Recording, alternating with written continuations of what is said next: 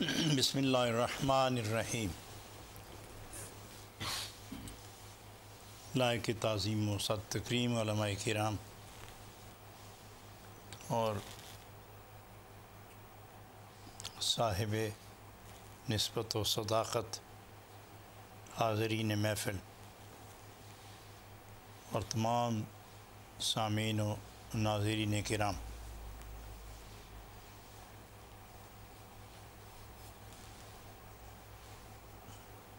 کافی دیر کے بعد آج آپ سب کے سامنے آج پھر سے میخانہ محبت کا دروازہ کھلا اور جام گردش اندر گردش طالبین کو مستیاں تقسیم کرنے میں مصروف ہیں۔ جناب رومی رحمۃ اللہ علیہ اہل سلوک کے رہنما ہیں، اہل وجد کے پشت پناہ ہیں اور حق آگاہ ہونے کے علاوہ حق رسائی کا جو فریضہ ادا کرنے میں انہیں گہرا انہماک حاصل ہے، اس کے نتیجے میں کروڑوں تڑپتی روحوں کو سکون ملا اور طالبین کو منزل ملی اور محبین کو محبوب کے در کی گدائی ملی۔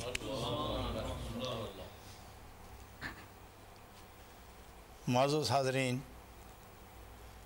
دور و نزدیک سے نور ٹی وی کی سکرین سے فیض حاصل کرنے والے بلند نصیب خوش قسمت احباب گرامی، جس میں صاحب ذوق علماء، صاحب نسبت فقراء اور جس میں نوجوان دیدہ ور اور جس میں بزرگ سخن شناس اور جس میں معزز خواتین میری بہنیں اور بعض بچیاں بھانجیاں، نوجوان لڑکے لڑکیاں جن کے پہلو میں دل ہے اور دل میں یاد محبوب کا چراغ روشن ہے،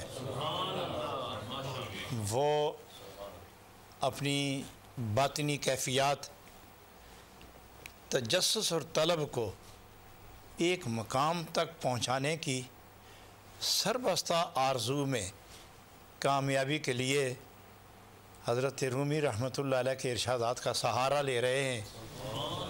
آج ان کے لیے اس سفر میں کامرانی اور کامیابی کے کچھ اسباب ہیں جو جناب رومی نے اس راہ محبت کے مسافروں کے لیے وضع فرمائے ہیں۔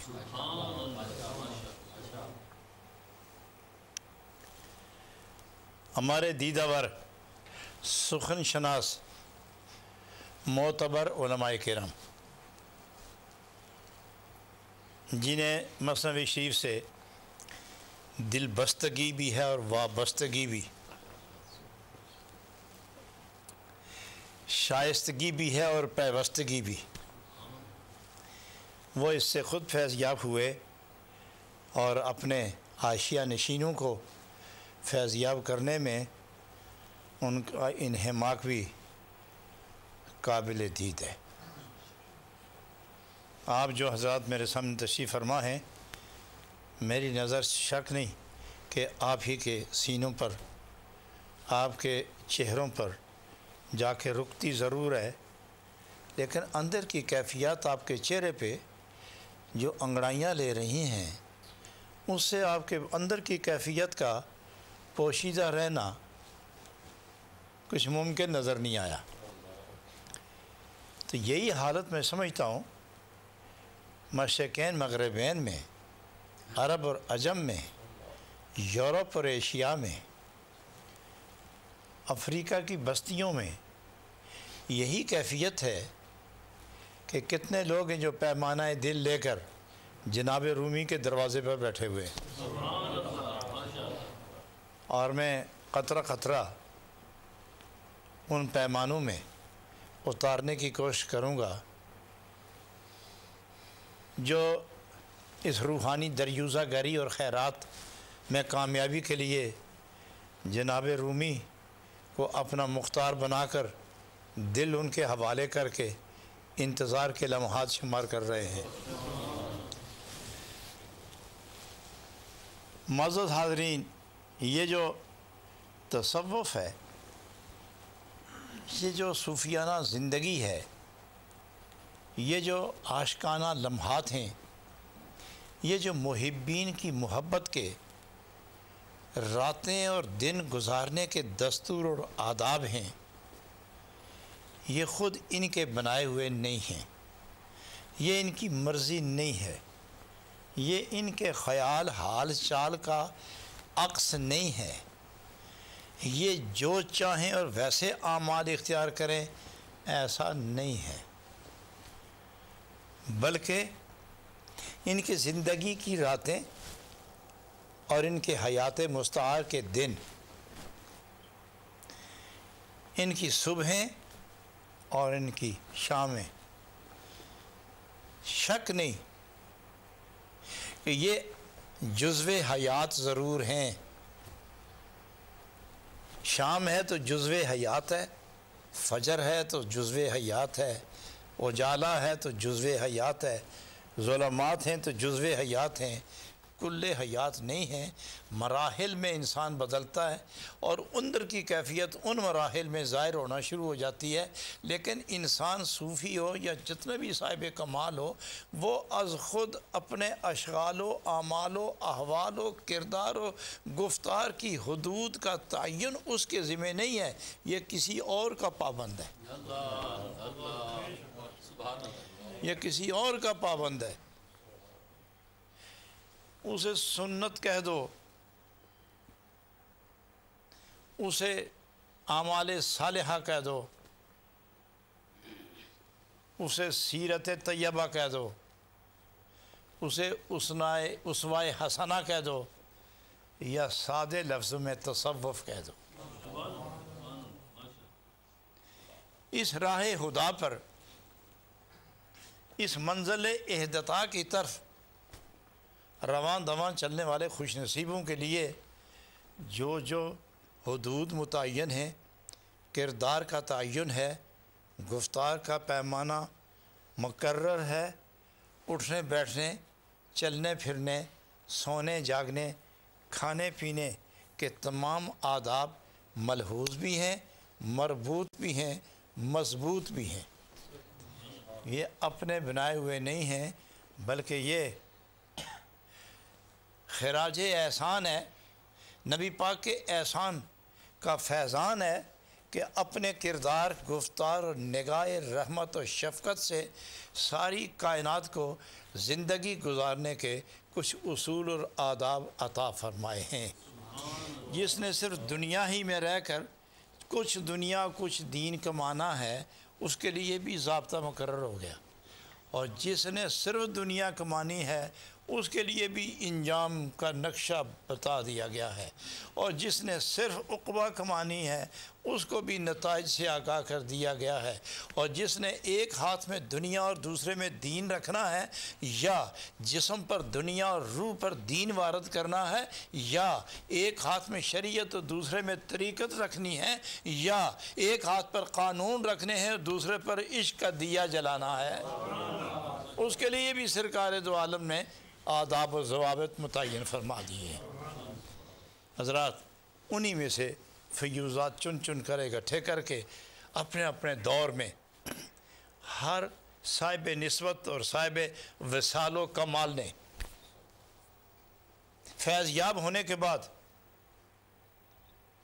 اس کیفیت کو جتنا جتنا جیسے جیسے مناسب سمجھا اس کا اظہار فرمایا، اور الفاظ کے پیمانے میں وہ کیفیت اتار کر لوگوں کے سامنے بقدر ضرورت، بقدر ظرف خلقت سامنے رکھا، کلیتاً نہیں۔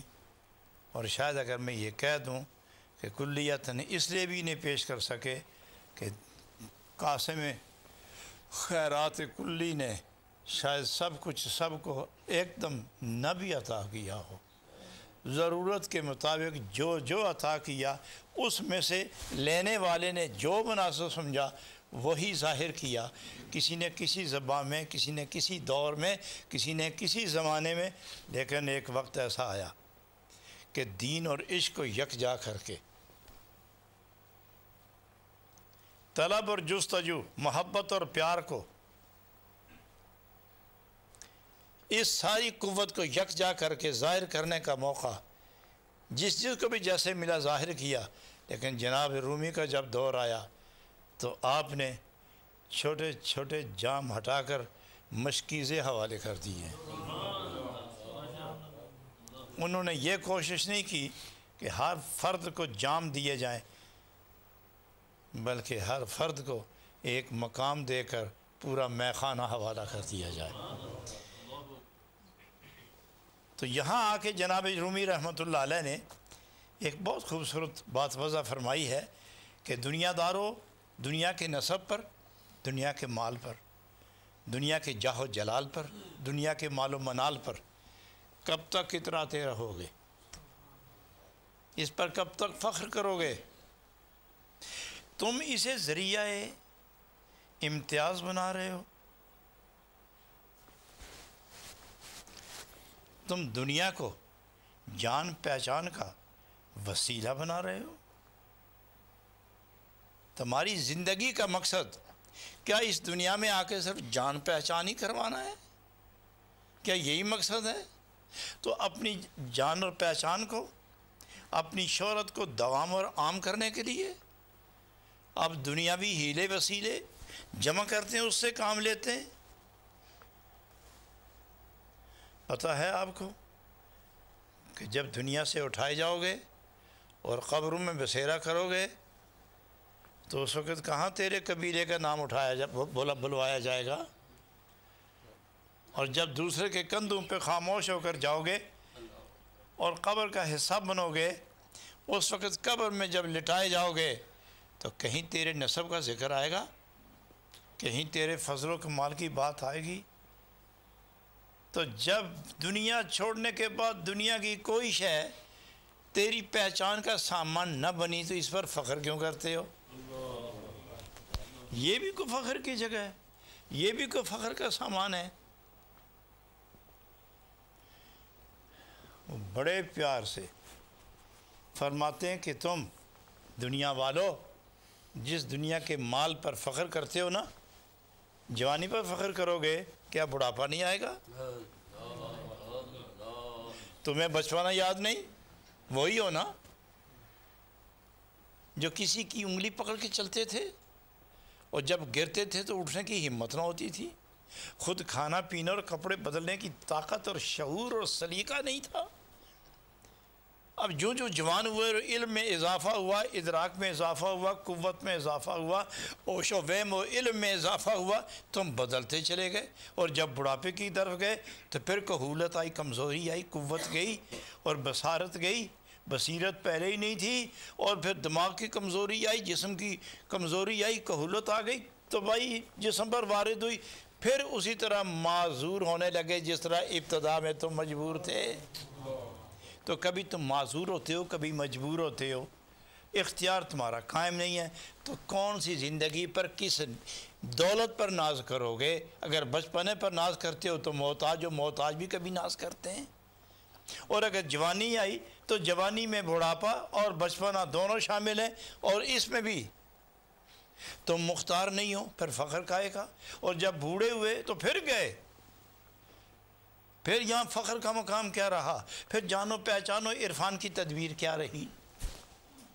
تو وہ فرماتے ہیں آؤ تمہیں ایک بارگاہ بتائیں کہ وہ تمہاری جان پہچان کا ایک جو زاویہ انہوں نے مقرر کیا ہے، آؤ اس پر میں تمہیں عمل کرواؤں، تاکہ جب اس زاویے کے اندر اتر جاؤ، اس قانون کے دائرے کے اندر سمٹ جاؤ، تو پھر تمہیں صرف اپنا خاندان ہی نہ پہچانے، آسمانی اور زمینی کائنات تمہیں دیکھے بھی اور پہچانے بھی۔ اور دیکھنا اور پہچاننا جدا ہے۔ میں تمہیں ایسے زاویے میں اتارنا چاہتا ہوں کہ جو پہچانتا جائے گا وہ تمہیں مانتا بھی جائے گا۔ وہ کون سی زندگی ہے؟ وہ کون سی زندگی ہے؟ تو جناب رومی رحمۃ اللہ علیہ نے اس زندگی کا عنوان قائم کیا ہے۔ توضیحات، تحقیقات، تشریحات، وضاحتیں بعد عنوان قائم کیا، ان اکرمکم عند اللہ اتقاکم، ان اکرمکم عند اللہ اتقاکم، اللہ کے نزدیک جان پہچان، اللہ کے نزدیک عرفان، اللہ کے نزدیک عزت و آبرو کی بقا اور تسلیم و تعظیم و تکریم کے مراحل طے کر کے قبولیت عامہ کی منزل پر فائز ہونے کا جو بنیادی وسیلہ ہے وہ ہے تقوی و طہارت، کہ خدا اور اس کے رسول کے ہو جاؤ، تم اس عزت کے مقام پر پہنچو گے۔ یہاں شارحین ایک اعتراض بھی کرتے، یہاں محققین ایک اعتراض بھی کرتے ہیں، وہ یہ کہ تکریم، تعظیم، توقیر، فضیلت تقوی اور طہارت کی وجہ سے ہے۔ بیشتر سلاطین دیکھیں، یہودی ہیں، سکھ ہیں، نصارہ ہیں، ہندو ہیں، بادشاہ ہیں، جہاں جاتے ہیں ان کی تعظیم ہوتی ہے، پرے کے پرے کھڑے ہوتے ہیں اور صف در صف لوگ کھڑے ہو کے استقبال کرتے ہیں اور زمین پر پاؤں رکھتے، ننگی زمین پر پاؤں نہیں رکھتے۔ وہاں تو قالینیں بچھتی ہیں اور سنجاب و سمور کے پردے آویزاں ہوتے ہیں، اور کیا کیا نہیں ان کے لیے اہتمام کیا جاتا۔ تو بتاؤ ان کو عزت ملی کہ نہیں ملی؟ تقویٰ تو دور کی بات ہے، ایمان تک ان کو نہیں ملا اور ان کو بھی عزت مل گئی ہے۔ تو یہ عزت نہیں ہے؟ اگر عزت ہے تو شرط عزت والی کہاں ہے؟ اور یہ اصولی بات ہے کہ جہاں شرط نہ ہو وہاں مشروط نہیں ہوتا، اور یہاں شرط نہیں اور مشروط ہے، یہاں شرط نہیں۔ تو ایسا کیوں ہے؟ تو اہل تحقیق جواب دیتے ہیں، اہل عرفان جواب دیتے ہیں، ارے اعتراض کرنے والے، ارے اس تحقیقی طور پر یہاں الجھنے والے، اسی آیت میں جواب ہے۔ یہی آیت جس سے تو نے سوال اٹھایا اسی میں جواب بھی ہے۔ حکم یہ ہے ان اکرمکم عند اللہ، عزتیں دو ہیں، ایک تمہارے نزدیک، ایک رب کے نزدیک۔ بہت اچھے۔ جو تمہارے نزدیک عزت ہے وہ بھی کوئی عزت ہے، عزت تو وہ ہے کہ جو ہمارے نزدیک ہو۔ اس لیے فیصلہ ہوا ان العزت للہ ولرسولہ وللمؤمنین، جس پر تو نے اعتراض کیا وہ مومن ہی نہیں، اور جو مومن نہیں اس کی عزت ہی نہیں۔ باقی یہ دنیا گزارنے کے چند لوازمات ہیں، یہ تو وعدے کے مطابق دینے ہی دینے ہیں، لیکن عزت نہیں دی ہم نے۔ عزت وہ ہے جس کو ہم عزت دیتے ہیں، ہم عزت واپس نہیں لیتے، یہ عزت والے نہیں۔ جب مرتے ہیں جہنم جاتے ہیں، جب مرتے ہیں قبر کا حصہ بنتے ہیں، جب مرتے ہیں خاک کے ذروں میں گم ہو جاتے ہیں، یہ ذروں میں تحلیل ہو جاتے ہیں، یہ بھی کوئی عزت ہے۔ اور پھر جس جگہ جا کے یہ دفن ہوتے ہیں پوچھتا کوئی نہیں، دعا نہیں، سلام نہیں، کلام نہیں، اب مبتلا عذاب، مورد عذاب، تو یہ بھی کوئی عزت ہے؟ فرمایا ہم جسے عزت دیتے ہیں چونکہ وہ عزت میری بارگاہ سے ملتی ہے، اور جسے ہم عزت دیں اور میری بارگاہ سے جو عزت لے کے جائے وہ دنیا زمین کے اوپر رہے تو باعزت ہے، اور زمین سے 3 فٹ نیچے اندر چلا جائے تو باعزت ہے۔ اور پھر تم نسب اور قوم اور قبیلے، مال اور جائیداد، تاج اور راج کی بنا پر تم اپنی عزتیں جتاتے ہو، اپنا نسب شمار کرتے ہو اور اسے ذریعہ بناتے ہو۔ اللہ غنی۔ اگر یہی بات ہے تو ان اکرمکم عند اللہ اتقاکم، کہ مقام پر نہ قوم آئی، نہ قبیلہ، نہ وطن، نہ نسبت، نہ شاہی، نہ تاج، نہ تخت، نہ راج، نہ بخت، نہ دولت، نہ عمارت، نہ ثروت، نہ دبدبہ، نہ تمتراق، کچھ بھی تو نہیں، کچھ بھی نہیں ملا تم کو، تو کس بات پر ناز کرتے ہو؟ اور پھر بڑی بات یہ ہے کہ جب اذا نفخ فی الصور فلا انصاب بینہم، اور جب قبر میں جاؤ گے تو نسب نہیں، اور جب اٹھائے جاؤ گے تو نسب نہیں، تو کس نسب پر کرتے ہو؟ ایسا نسب کیوں نہیں اختیار کرتے؟ ایسا نسب کہ خدا کی قوم نہیں، خدا کی قوم نہیں، خدا قوم کا خالق ہے، خدا کائنات میں سے نہیں، کائنات خدا کی مخلوق ہے، مملوک ہے، مخلوق ہے، مربوب ہے، مرزوق ہے۔ وہ خدا ہے، یہ مخلوق ہے، لیکن ان میں جو خدا کے ہوتے ہیں وہ خدا ان کو اپنا بناتا ہے۔ اے اللہ تیری قوم ہی نہیں تو یہ جو آتے ہیں ان کا نام کیا فرمایا کہ اس نام سے یہ مشہور ہو جائیں گے کہ جو سارے نام مٹ جائیں گے وہ نام نہیں مٹے گا۔ انہیں کیا کہتے ہو؟ ولی اللہ۔ انہیں کیا کہو گے؟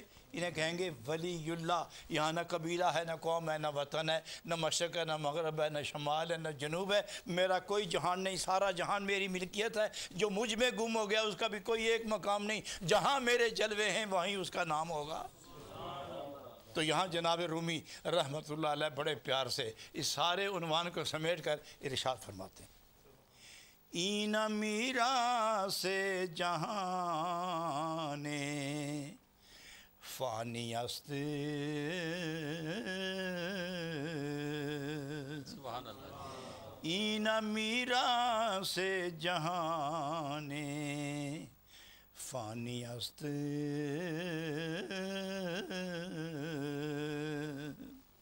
کہ برنسا بش بیابی جانی است۔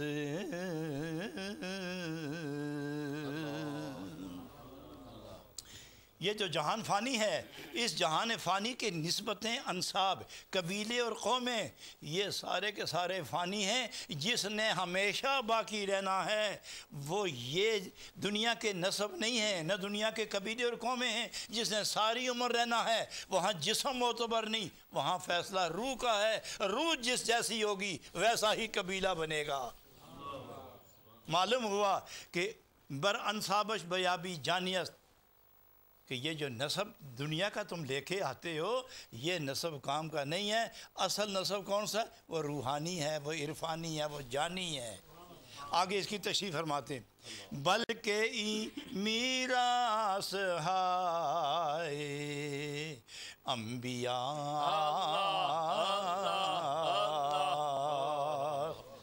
کمال ہے، کیا کہنے جی، بلکہ میراث ہائے انبیاء، وارث ای جان ہائے اتقیاء۔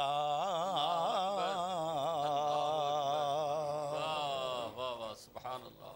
یہ جو باقی نسب باقی رہنے کی میراث ہے یہ دنیا والوں آپ کی نہیں ہے، یہ نبیوں کی ہے، انبیاء علیہ السلام کی ہے۔ اور وہ کون سی؟ وارث این جان ہائے۔ اور یہ جو انبیاء کی نسبت ہے یہ جسمانی نہیں، یہ روحانی ہے۔ یہ جسمانی نہیں، یہ ایمانی ہے۔ یہ جسمانی، یہ فانی نہیں، یہ باقی ہے۔ یہ جسمانی نہیں، یہ روحانی ہے۔ روح جو ہے وہ انبیاء کی وراثت سے چلتی ہے یہ دولت، لہٰذا اس دولت میں جو حقدار ہوئے ہیں بیگانہ کبھی کسی کی دولت میں حصہ نہیں ہوتا جب تک کہ اپنا نہ ہو۔ تو فرمایا جتنے دنیا میں متقی ہیں یہ سب نبی پاک کے اپنے ہیں، اس لیے یہ اپنی دولت اپنوں میں تقسیم فرماتے ہیں۔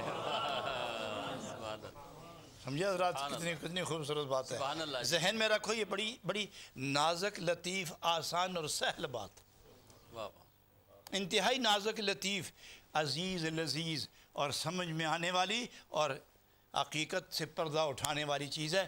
فرمایا یہ جو تقوی ہے، طہارت ہے، یہ انبیاء کی دولت ہے، ان کی میراث ہے۔ اور میراث میں بیگانے حصے دار نہیں ہوتے، جب تک اپنے نہ ہوں وہ میراث سے حصہ نہیں لے سکتے۔ جتنے متقی کون؟ جو دل کے پاک ہے، داڑھی نہیں، صرف داڑھی نہیں، ورنہ کئی شامل بارگاہ ہو گئے ہوتے۔ فرمایا ہم نہ دیکھیں داڑھی، نہ دیکھیں کسی عورت کی ساڑی، نہ کسی مرد کی داڑھی، اللہ، اور نہ کسی کا پردہ، اور نہ کسی کے چمچے، اور نہ کسی کے برتن، اور نہ کسی کے مکان، اور نہ کسی کی باتیں، اور نہ کسی کی گفتگو، اور نہ کسی کی جستجو۔ ہم یہ دیکھتے ہی نہیں، ہم دیکھتے ہیں کہ تقوی کا مرکز دل ہے۔ دل کہاں ہے؟ اللہ اکبر، اللہ، تقوی کا مرکز دل ہے۔ دل کہاں ہے؟ جس دل میں تقوی ہو اور وہ دل نبی پاک کے قدموں میں ہو، اس کو ہم اپنا بناتے ہیں، اور جو اپنا ہو جائے وہ شریک ہوتا ہے جائیداد میں، اور نبی کی جائیداد تقوی ہے، لہٰذا جتنے یہ متقی ہیں یہ نبی کے روحانی فیض کے وارث ہو جاتے ہیں۔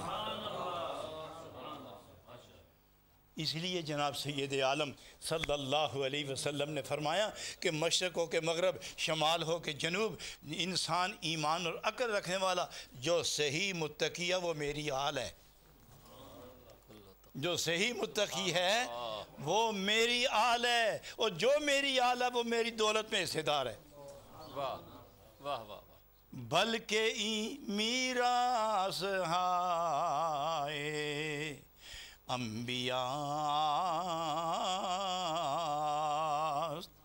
وارث ای جان ہائے اتقیاء۔ تو یہ متقی لوگ اس کے وارث ہیں۔ اچھا، یہ متقی تقوی کون سا؟ دیکھیے جی، تقوی کی کئی صورتیں میں یہاں تھوڑی سی تفصیل عرض کر دوں تاکہ مزید آسانی ہو جائے۔ یہ فرماتے ہیں تقوی، ایک تقوی یہ ہے کہ آنکھ گناہ نہ دیکھے، زبان جھوٹ فحش کلامی سے بچے، کان غیبت سننے سے بچے، ہاتھ اپنی حد سے نکلنا چھوڑے، قدم گناہ کی طرف جانا چھوڑ دے۔ یہ بھی تقوی ہے، یہ بھی تقوی ہے۔ مگر کمال یہ ہے، نماز بھی ہو، روزہ بھی، حج بھی ہو، زکوٰۃ بھی، نوافل بھی ہوں، وظیفے بھی، اور پھر اس دوران گناہ کا کبھی امکان بھی ہے، چونکہ وسوسوں سے انسان خالی نہیں ہوتا، کسی وقت بھی گناہ ہو سکتا ہے، اوپر سے شریعت کا پہرا قائم رہے لیکن اندر گناہ پرورش پکڑتے رہیں۔ یہ تقوی ناقص ہے۔ تقوی کامل اس کو کہتے ہیں کہ جس دل میں گناہ کا خیال نہ ہو اور جسم پر گناہ کا اعمال نہ ہوں، دل میں گناہ کے خیال نہ ہوں اور جسم پر گناہ کے اعمال نہ ہوں، یہ تقوی ہے۔ اور ایک اور تقوی ہے، ایک اور تقوی ہے کہ اس جان فانی میں رہو گے، ہوا تو لگے گی، سردی گرمی تو دیکھو گے، کھانا پینا تو ہوگا، اثرات تو مرتب ہوں گے۔ یہ وہ جان ہے جس میں گناہ بھی ہے، یہ وہ جان ہے جس میں نیکی بھی ہے، یہ وہ جان ہے جس میں عداوت بھی ہے، یہ وہ جان ہے جس میں دوستی بھی ہے، دشمنی بھی ہے، یہاں محبت ہے، یہاں نفرت ہے، یہاں عداوت ہے، یہاں بچے ہیں، بیگمات ہیں، رشتہ دار ہیں، قبیلہ ہے، کبھی کس کی سنو گے، کبھی کس کی سنو گے، کبھی کسی کی طرفداری کرو گے، کبھی کسی کی مخالفت کرو گے۔ بظاہراً تقوی موجود ہوگا، دل اللہ اللہ کرتا رہے گا، لیکن بے اعتدالیاں سرزد ہوں گی۔ بہتر یہ ہے، بہتر یہ ہے، اب قرآن پاک کی ایک آیت اس پر اہل عرفان کوٹ کرتے ہیں، وہ یہ فرماتے ہیں وَذَرُوا ظَاهِرَ الْإِثْمِ وَبَاطِنَهُ، وَذَرُوا ظَاهِرَ الْإِثْمِ وَبَاطِنَهُ، اے ایمان والو ظاہری گناہ بھی چھوڑو، باطنی گناہ بھی چھوڑو، ظاہری گناہ بھی چھوڑو، باطنی گناہ بھی چھوڑو۔ ظاہری گناہ کون سا ہوگا؟ یہی نا کہ جس پر کوئی دیکھنے والا دیکھ کے گواہی دے سکے، لکھنے والا دیکھ کے لکھ سکے، سننے والا سن سکے، دیکھنے والا دیکھ سکے، لکھنے والا لکھ سکے، یہ ظاہری گناہ ہے۔ ایک اور گناہ ہے، ایک اور گناہ ہے جس کے متعلق حکم ہے کہ وہ باطنی گناہ، جب باطنی پر گواہ نہیں، باطنی گناہ ہو جائے تو لکھا نہیں جاتا، باطنی ہو جائے تو اس پر گواہی نہیں، اور جس پر گواہی نہیں وہ شرعاً گناہ نہیں، جو لکھا نہیں گیا وہ اس پر گناہ کا اطلاق نہیں، تو پھر اسے گناہ کیوں کہتے ہو؟ لکھنے میں نہیں آتا، دیکھنے میں نہیں آتا، سننے میں نہیں آتا، گواہی میں نہیں آتا، پھر اس کو گناہ کہتے کیوں ہو؟ وہ یہ جواب یہ دیتے ہیں کہ گناہ اس لیے کہتے ہیں کہ ایک آدمی خط لکھ رہا ہو خط لکھ رہا ہو تو کیا حروف پہلے بنتے ہیں بعد لکھتا ہے، یا پہلے حروف لکھتا ہے اور لکھتا پہلے ہے اور حروف بنتے بعد ہے، یا حروف بنتے ہیں پھر لکھتا ہے؟ طریقہ یہ ہے کہ کہیں اور عبارت بنتی ہے اور قلم لکھ کے کاغذ پر اس نقشے کو دیکھ کر قلم کاغذ پر عبارت لکھتا ہے، نقشہ کہیں اور بنتا ہے، نقشہ اور بنتا ہے تو قلم اس نقشے کی نقل کر کے کاغذ پر تحریر کرتا جاتا ہے۔ تو فرمایا کہ اندر کے گناہ چھوڑو جس پر کوئی نہیں دیکھتا، لیکن بنتے اندر ہیں، نقشہ گناہ کا اندر بنتا ہے، اس نقشے پر عمل ظاہراً ہوتا ہے، تو حکم ہوتا ہے کہ نہ نقشہ بننے دو نہ عمل ہونے دو، نہ نقشہ بننے دو نہ عمل ہونے دو۔ تو وہ طریقہ کیا ہوگا؟ طریقہ یہی ہوگا کہ اس کو جب خالی رکھو گے اندر کو تو کوئی آئے گا نقشہ بنانے والا، تو نقشے بنانے والے دو ہی ہوتے ہیں، یا وہ رحمت کا نقشہ بنتا ہے یا وہ زحمت کا نقشہ بنتا ہے، یا شیطان ابلیس نقشے بناتا ہے یا ملائکہ رحمت نقشہ بناتے ہیں۔ جب جگہ خالی ہوگی تو کوئی نہ کوئی تو اندر آئے گا ہی نا، تو تم اسے ذکر اللہ سے اور عشق نبی سے ایسا بھرو کہ اس کی گرمی کسی کو اندر آنے ہی نہ دے۔ جس کی محبت کی گرمی ہوگی وہی محبوب اندر ہوگا، خدا اور خدا کے محبوب کے جلوے ہوں گے، تو پھر گناہ کہاں رہے گا؟ نعرہ تکبیر، نعرہ رسالت، نعرہ تحقیق۔ سبحان اللہ۔ سو اس بنا پر تقوی کامل وہ ہے کہ نہ اندر گناہ ہو نہ باہر گناہ ہو، نہ عمل میں گناہ نہ خیال میں گناہ، یہ دونوں پاک ہو جائیں۔ اور یہ کس طرح پاک ہوں گے؟ کس طرح ہوں گے پاک؟ حدیث پاک میں آتا ہے لِكُلِّ شَيْءٍ سَقَالَةٌ، ہر چیز کو پاک کرنے کے لیے اللہ تعالیٰ نے کوئی نہ کوئی سبب ضرور مقرر فرمایا ہے، وَسِقَالَةُ الْقَلْبِ ذِكْرُ اللَّهِ، لیکن دل کو پاک کرنے کے لیے اللہ نے اپنا ذکر متعین فرمایا ہے۔ میں یہ بھی کہہ دوں کہ صرف جھاڑو مارنا کافی نہیں ہوتا، اس پر پہرے دار کھڑے کرنا ضروری ہوتا ہے۔ ذکر سے صاف کرو، عشق رسول کا پہرا قائم کرو، ذکر سے صاف کرو، عشق رسول کا پہرا قائم کرو، تاکہ جن کے نام پر اٹھے ہو انہی کے نام پر سر جھکے، جن کے نام پر اٹھے ہو انہی کے نام کا قبضہ اندر رہے۔ تو یہ میراث ہے انبیاء کی، اور جو اندر اور باہر سے متقی ہو جائے وہ قریبی ہو جاتا ہے نبوت کے فیضان کا، اور جو قریب ہو جائے وہ انبیاء کی روحانی وراثت کا حصے دار بن جاتا ہے۔ بایزید بستامی رحمۃ اللہ علیہ سے کسی نے پوچھا کہ حضرت جی ہمیں اتنا بتائیں کہ آپ کا نسب تو خیر معلوم نہیں، اتنا ہی بتا دیں کہ آپ کی قوم کیا ہے۔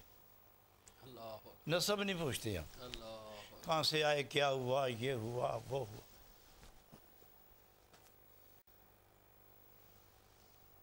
اور حافظ شیرازی فرماتے ہیں جب عاشق کی بندہ ہو جائے تو نسب کہاں رہتا ہے، اور کس عاشق سے آج تک اللہ اور اللہ کے محبوب نے اس کا نسب پوچھا ہے؟ عاشقوں سے بھی کبھی کسی نے نسب پوچھا ہے؟ یہ جو پیچھے پیچھے لوگ ہیں ان سے پوچھتے ہیں کہ تم ادھر چلتے ہو کس نسب کے ہو،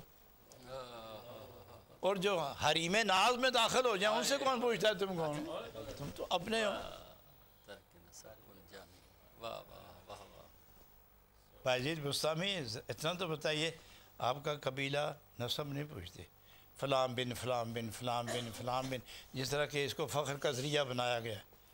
ہاں کہیں ایک مرتبہ رسول اعظم صلی اللہ علیہ وسلم نے کافروں کو کفر کا جواب، ان کے تکبر کو توڑنے کے لیے ایک دفعہ اظہار فرمایا تھا کہ نسب کے لحاظ سے بھی میں افضل، اعلیٰ، اکمل، بالا، برتر ہوں، لیکن ولا فخر، وہ تو مقابلے کے طور پر ہوا تھا۔ اور ہر وقت اپنے نسب کو گنتے رہنا، یہ تو اس طرح پتہ چلتا ہے کہ پردہ جہالت میں پھنس گیا ہے، کوئی راستہ نہیں ملتا۔ بات یہ کر رہا تھا کہ جناب بایزید بستامی آپ کا قبیلہ کیا ہے؟ تو فرمان لگے ارے نادان، اتنا بھی نہیں تجھے پتا کہ میرا قبیلہ کیا ہے؟ کہنے جی بتائیں تو صحیح۔ فرمایا کہ اللہ کی قوم کون سی ہے؟ میں اور خدا دونوں ہم قوم ہیں، وہ میری قوم سے ہے، میں اس کی قوم سے ہوں۔ تو انہوں نے کہا جی خدا کی تو قوم ہی نہیں۔ تو فرمایا جو اس کے نور میں غرق ہو جائے اس کی قوم کیا ہوتی ہے؟ اور جو دریا میں غوطہ لگائے اسے نظر کچھ نہیں آتا، اور جو سر باہر نکالے اس کو نظر آتا، اور جو ہمیشہ اس کے قرب کے نور کے دریا میں غوطہ لگاتے ہیں وہ تو ایک ہی کو دیکھتے ہیں، ایک ہی کے لیے آئے، ایک ہو کر اسے ایک کے اسی کے جلووں میں گم ہوتے ہیں۔ باہر کیف یہ جو تقوی ہے نا، یہ تقوی کی کئی قسمیں ہیں، لیکن سب سے کمزور تقوی یہ ہے کہ دل خالی نہ ہو گناہ سے، لیکن جسم گناہ نہ کرے، اور شریعت کے پردہ اور اہل اللہ کی محبت کی بنا پر اندر گناہ کے اثرات تو ہوں لیکن گناہ سرزد نہ ہو نیکوں کی مجلس کی وجہ سے، لیکن ان کے اعمال و اخلاق و عادات و خصلت و فضیلت کا نور اپنی جسم پر وارد کر لے تو جہاں بھی وہ جاتا ہے شیطان وسوسے ضرور ڈالتا ہے، لیکن گناہ کروانے پر قدرت نہیں رکھتا۔ تو یہ ہے وہ خوبصورت سی بات جو میں نے آپ کے سامنے رکھی ہے، اور اس سے اگر میں تھوڑا سا اور آگے چلوں تو یہ بات لمبی ہو جائے گی، اور اسے صرف شعر پڑھ کر ترجمہ کرنا یہ میرے مزاج کے موافق نہیں ہے۔ شعر پڑھنا اور اس کا لفظی ترجمہ نہ کرنا اور اس کی توضیحات و تشریحات تنقیحات پر سارا وقت لگانا، اس کی توضیحات و تشریحات تنقیحات پر سارا وقت لگانا، یہ میرا معمول مشرب ہے۔ اس لیے میں اس کو یہیں چھوڑتا ہوں، اور اللہ نے چاہا تو کل تو نہیں تو ان 2-3 دنوں میں یہ جو ادھورا پروگرام اور مضمون ہے اس کو ہم انشاءاللہ دوسری محفل تک اٹھا کے رکھتے، اور بہت جلد انشاءاللہ اس کی تکمیل ہوگی۔ اور جب تک میں ادھر ہوں اللہ کے فضل و کرم، نبی پاک کی عطا اور جناب رومی کی توجہ شفقت خاص کے وسیلے سے انشاءاللہ 2-4 درس مثنوی کے مزید ہو جائیں گے انشاءاللہ۔